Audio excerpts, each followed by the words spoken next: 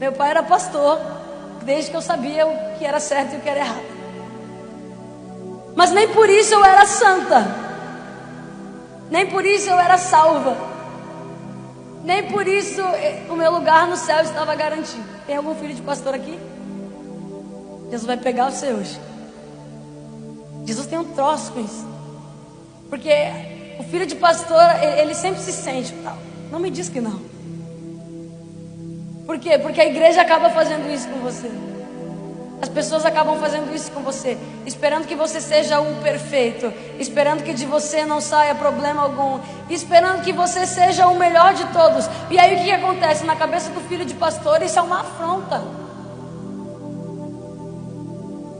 E aí o que você faz? Quantos dos filhos de pastores aqui já se revoltaram?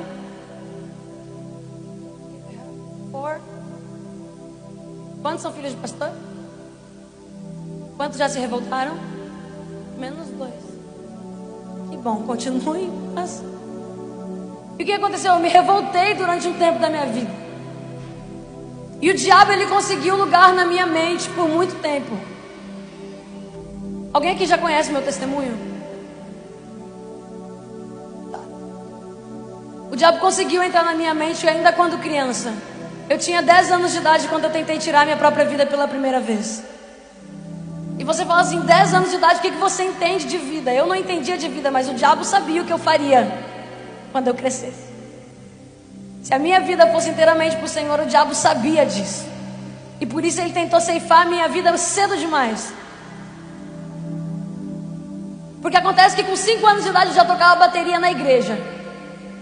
Eu sempre fui muito envolvida com isso. Sempre gosto muito de instrumento, então eu pego o instrumento que você me der, eu vou tentar tocar, enfim. E eu comecei a fazer aula e nem o professor de bateria me aguentou. Ele falou que eu queria saber mais do que ele, eu não entendi. Eu era difícil, mas eu sei tocar bateria. E eu lembro de descer do altar e toda vez vinha meu pai, ele trabalhava num seminário, e, enfim, sempre vinha gente lá para a igreja, e esses pastores, eles oravam por mim, e eles sempre entregavam uma profecia do que eu viria a ser. Com 5 anos, eu recebi a minha primeira profecia, de que eu chegaria às nações, e hoje eu estou pregando em Portugal. E eu saí de lá com 5 anos assim, o que é nações? Não sei nem o que é, mas amém. Só que o que aconteceu? Assim como Deus prometeu, o diabo também ouviu.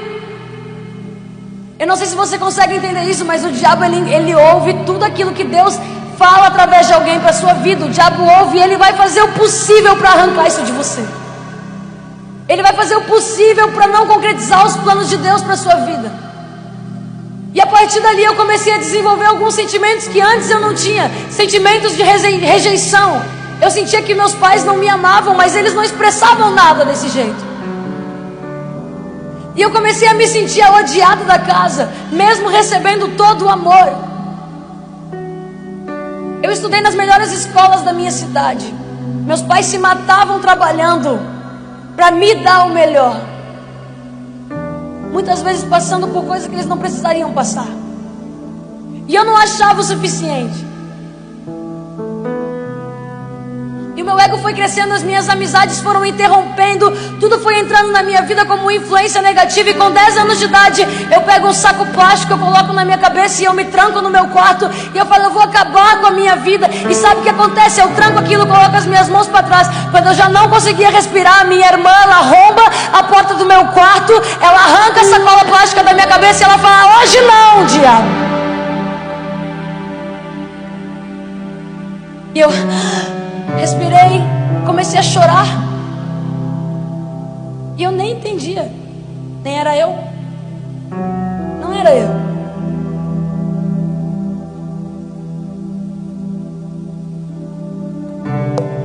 Eu sempre fui muito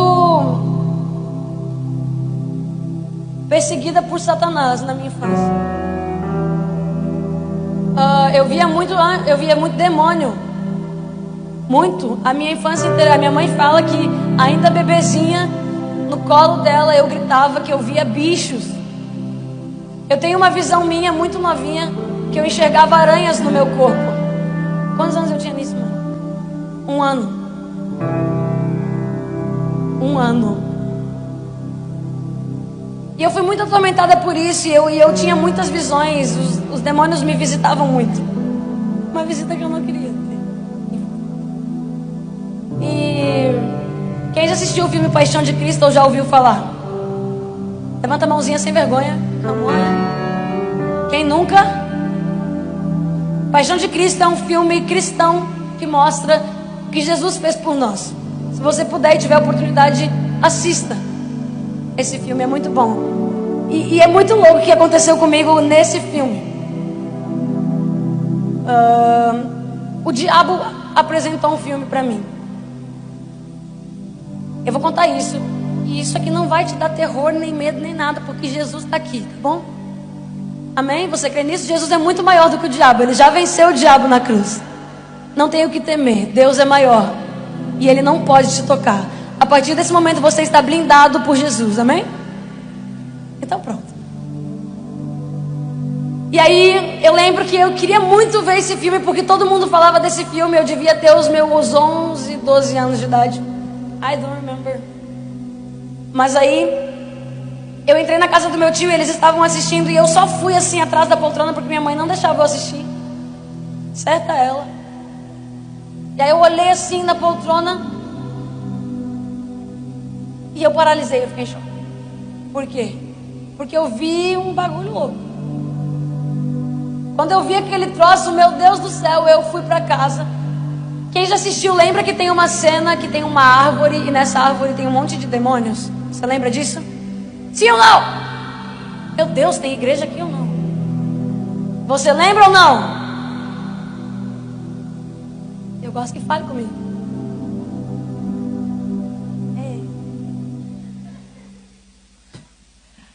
Aí, você lembra dessa cena? Essa cena, quando eu cheguei na minha casa, eu abri a porta do meu quarto. O meu quarto se transformou naquela cena. Era um mato gigante. Os demônios que estavam naquela árvore desceram e eles vinham me pegar. E eles gritavam, eu vou te pegar. E eu gritava. E minha mãe entrou no quarto e falou, o que está acontecendo? E eu gritava, eles estão vindo me pegar, eles estão vindo me pegar. Enfim, a minha infância inteira foi um negócio muito crazy, meu.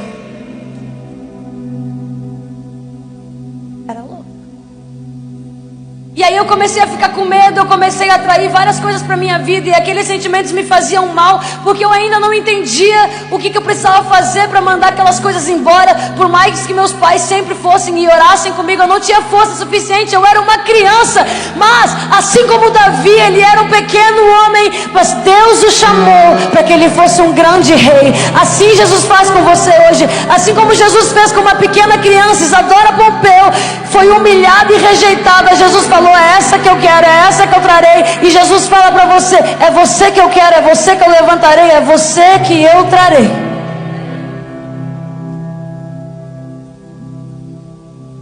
E aí, enfim, foi passando, eu virei daí com 14, 13 anos. Cara, eu nunca lembro, certo? Mas é mais ou menos essa idade. Eu fiz uma oração, eu dobrei o meu joelho e eu gritei para Jesus, eu falei, eu não aguento mais. Aí você pega esse dom. Todo mundo diz que é um dom. Pega esse dom de ver capeta. De volta para você. Porque eu não aguento mais, Jesus. E eu chorava. Eu falei, eu não tenho força, eu não tenho estrutura, eu não quero mais ver isso. E aí no outro dia, a partir do outro dia, eu nunca mais vi. Foi arrancado de mim. Ainda bem. Foi arrancado de mim e eu comecei a viver uma vida normal. Já não tinha mais nada que pudesse me causar medo ou dano, ou qualquer tipo de coisa assim. Mas aconteceu outra estratégia de Satanás. Antes Satanás ele me tinha pelo medo, depois Satanás me teve pelas influências. Quero chamar sua atenção. Você acha que vai aparecer um Satanás na sua frente e dizer, ei, eu quero te levar para a morte? Provavelmente ele vai mandar os seus amiguinhos falarem com você primeiro. O diabo não é bobo. O diabo não é besta. É a besta. Mas não é bobo. Fiquei confuso aqui um pouco. Deu para entender? Ele é a besta. Aí você me pergunta, tá, Isadora, então eu não posso ter amigo? Cara, Jesus tinha 12. Dos 12, um traiu ele com um beijo no rosto. Os 3 que ele mais precisava e mais contava ficaram dormindo quando ele foi para a guerra. Quando ele foi orar lá no monte, guerrear com os capetas. Eu vou te dizer uma coisa, eu não sei se você pode ou não ter amigo. A palavra de Deus diz que o homem não foi feito para estar só, mas a sua luta é você quem tem que lutar. A sua salvação é sua. E o diabo vai tentar você. E foi o que ele fez comigo. Sabe o que o diabo apresentou para mim? Eu saí de uma das melhores escolas de Caxias do Sul e fui para a pior de todas. Meus pais passaram por uma crise financeira muito difícil naquela época. E a gente perdeu muita coisa que nós tínhamos. Nós saímos de um lugar grande e fomos para um lugar pequeno, no salão que eles tinham. E do nada meu pai falou para mim, para nossa família, que a gente ia ter que se mudar, enfim, de escola, e eu não ia mais estudar onde eu estava fazendo amigos, sei lá. E aí eu fui para essa escola nova e era bem diferente. Era diferente porque era divertida.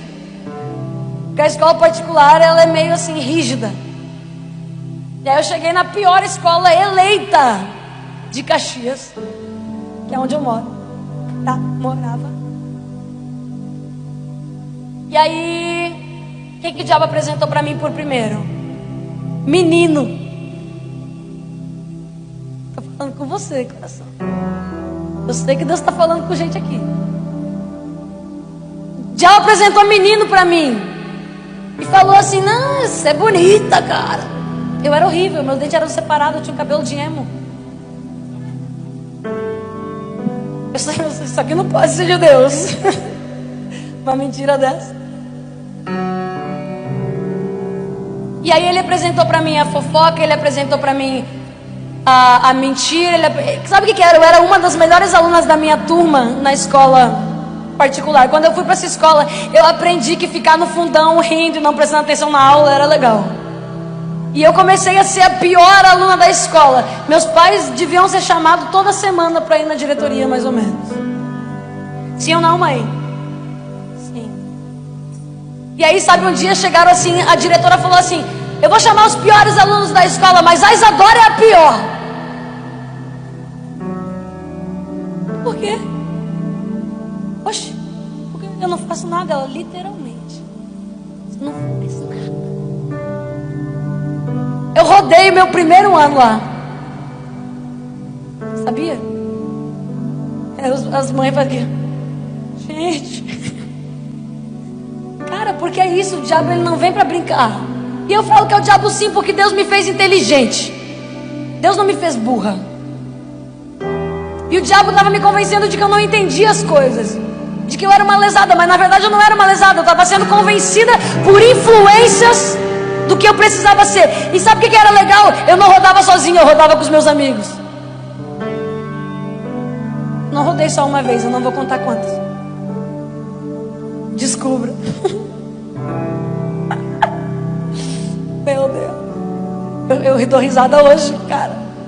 Por dentro eu queria estar chorando. Meu pai fez o seguinte: o que tu quer, Isadora? O que a gente precisa fazer? Quero mudar de escola. Essa escola me transformou. Meu pai me tirou daquela escola, me levou para a melhor escola de Caxias do Sul, Mutirão Objetivo. Uma das escolas mais caras de Caxias. Meu pai pagava 1.000 e tantos reais de mensalidade. Sabe o que eu fazia? Um dia eu cheguei no meu pai, rebelde, mal educada. Não por eles, eu me mal eduquei. Eu era horrível, eu era terrível, eu era péssima, eu era. E aí meu pai falou assim, eu não sei mais o que fazer, eu te dou tudo. Aí eu falei assim pra ele, eu tenho vergonha de vocês. Meu pai, ele encheu o olho de lágrima. Ninguém imagina isso de mim. E bom, Deus transformou a minha vida. Eu tenho vergonha de vocês. O pai falou assim, Isadora, o que tu espera que nós façamos por você? Quer que vocês morram. Verdade ou mentira? Verdade. Eu não quero. E eu comecei a... Depois daquele dia, meus pais saíram e eu comecei a perceber que a minha mente estava dominada por Satanás. Eu percebi. Sabe? Aquilo me constrangeu. Eu senti algo que eu nunca tinha sentido. Eu senti um nojo de quem eu estava sendo. E pera, em quem que eu me transformei? Aonde eu me coloquei, o que eu fiz comigo? Porque eu comecei a me lembrar do que Deus falava ao meu respeito. E um dia eu estava na igreja e eu falei que eu ia voltar para Deus. Arrepiei. Falei que eu ia voltar para Deus. E beleza, eu saí de lá. Quando eu saí de lá, eu comecei a gravar música no YouTube. Despretensiosamente. Eu gravava música secular no início. Jorge Mateus. Top. Aí eu cantava as musiquinhas, eu achava lindo.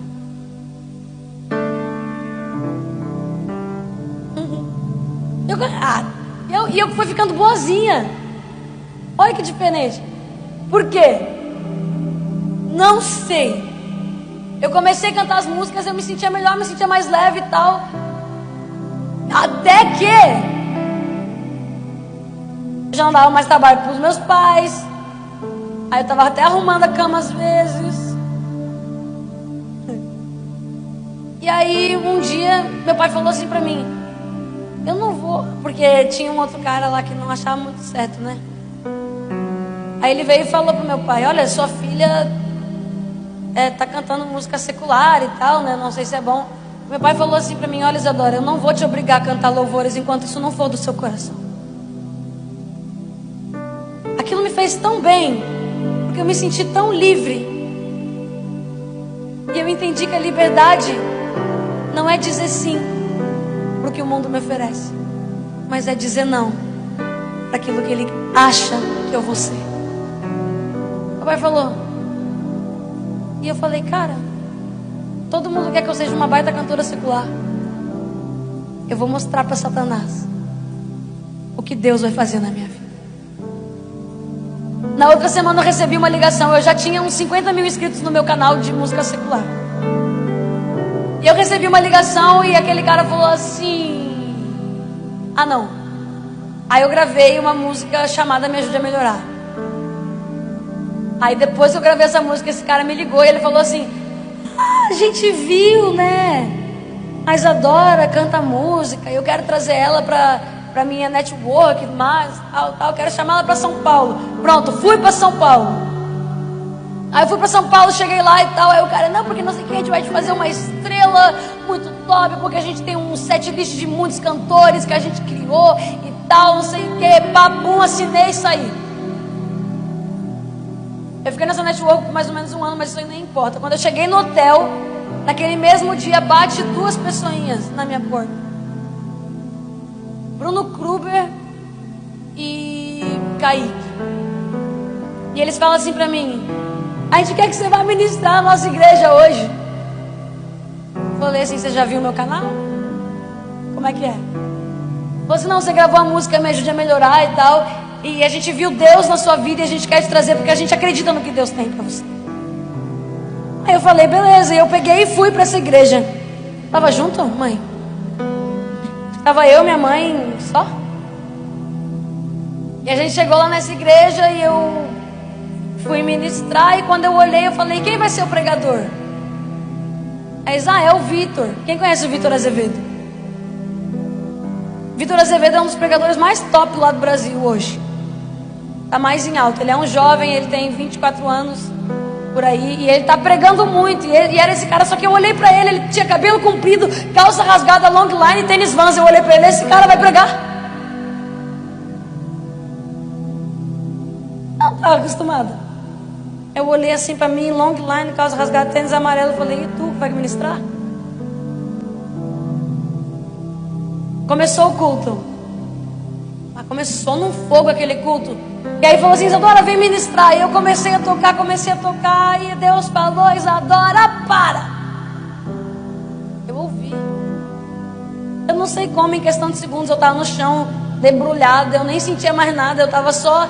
Enfim, Deus me pegou naquele lugar. Desde aquele dia, o Espírito Santo entrou na minha vida. Sabe o que aconteceu comigo? O meu canal, ele tinha 50 mil inscritos que eu tinha conquistado em um ano. No outro ano, nós batemos 1 milhão. Pela graça de Cristo Jesus. E olha só. Aonde eu quero chegar com isso? Tudo que o diabo apresentar para você vai parecer grande demais. Ninguém quer abrir mão dos 50 mil. Mas Jesus não vem com 50 mil, Ele vem com 1 milhão para você. Jesus não vem com pequenos números, Jesus sempre surpreende. E cara, não por números nem nada, mas a minha vida foi se transformando. Eu comecei a encontrar quem eu era de verdade. Eu fui pedir perdão para os meus pais. E eu falei: a partir de hoje eu só canto música cristã.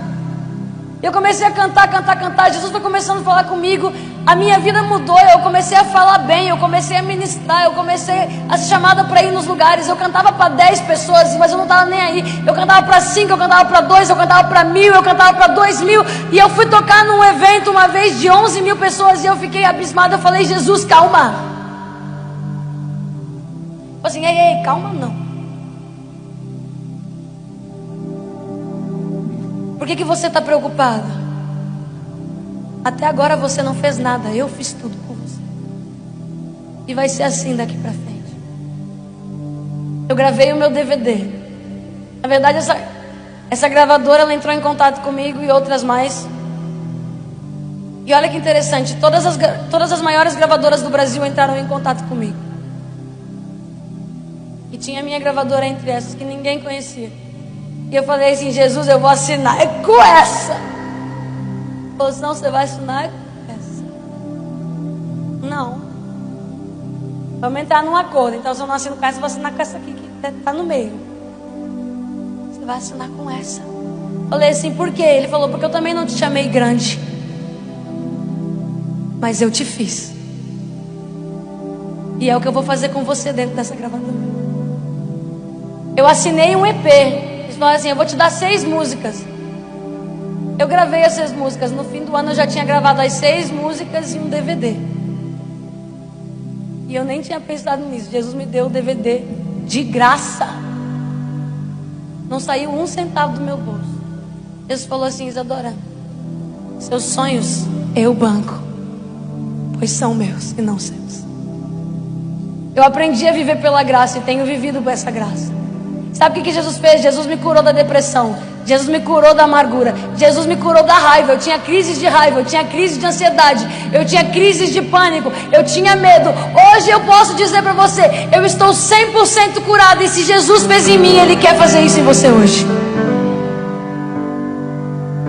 Quando a palavra de Deus fala para nós irmos e pregarmos o Evangelho se refere ao que Deus fez na minha vida. Esse é o meu testemunho.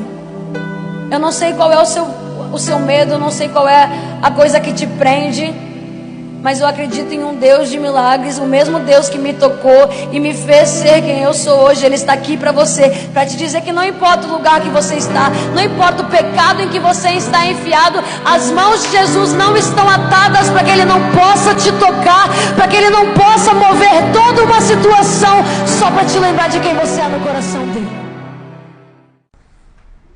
Gostou desse vídeo? Compartilhe e abençoe outras pessoas assim como você foi abençoado.